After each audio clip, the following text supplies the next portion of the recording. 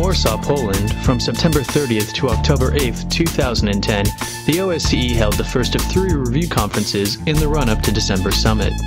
At the conference, participating states and NGOs reviewed their commitments to human rights. Lesbian, gay, bisexual, and transgender individuals are only gradually receiving recognition and protection. The U.S. mission to the OSCE spoke to NGOs working in this field about the problems they face and their views on the OSCE. We have much more problems than LGBT people, let's say, in the Netherlands or, as we say, in the West. But, they've started much earlier than we did. Of course, our situation is much better than in the Central Asia, let's say. Kazakhstan or Russia or Western Balkans. We're going to have this Sunday, 10th of October 2010, a Pride, hopefully in Belgrade.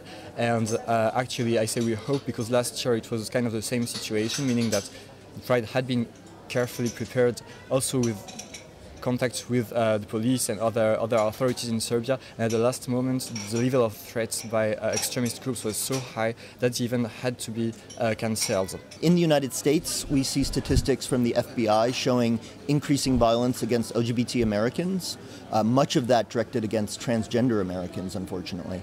But we see similarly alarming statistics across the entire OSCE region. The OSCE compiles annual statistics on hate crimes, and those statistics also show an increasing trend in violence against LGBT individuals in the broader region. We have cases from Kazakhstan. Transgender was, it's a difficult case to speak about, was actually taken from her home, raped in a group by heterosexual men.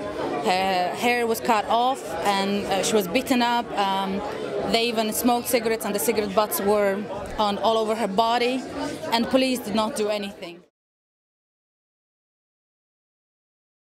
What they can do is offer resistance to, for instance, local police forces, in educating them, in helping them to set up effective mechanisms that can help ensure that the lives of LGBT people are safe in all the OSCE participating states. Well, there are some commitments against discrimination, against bias violence, hate violence, but the OSCE bodies are still failing to recognize that homophobic and transphobic violence are part of this hate violence. It's a good thing that it's wide, and there's so many countries. But at the same time, it can become a problem because, United States, European Union, European countries which are not in the European Union, and Central Asian countries, all of them, they are in a different situation. They have, they're on a different level of development, and sometimes it's very hard to